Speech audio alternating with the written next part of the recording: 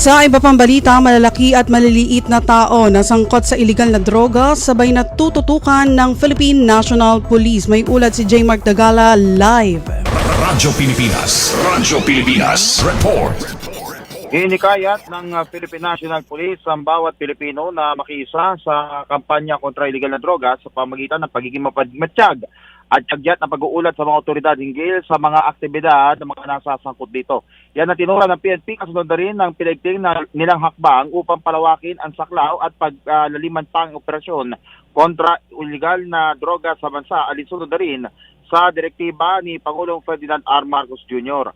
Batay sa datos ng PNP, sa loob lamang ng 2 linggo mula Mayo 4 hanggang Mayo 17, umabot na sa 664 na anti-illegal drug operations ang kanilang naikasa sa iba't ibang panig ng bansa na nagresulta naman sa 588 individual na sangkot sa illegal na droga na kanilang naaresto.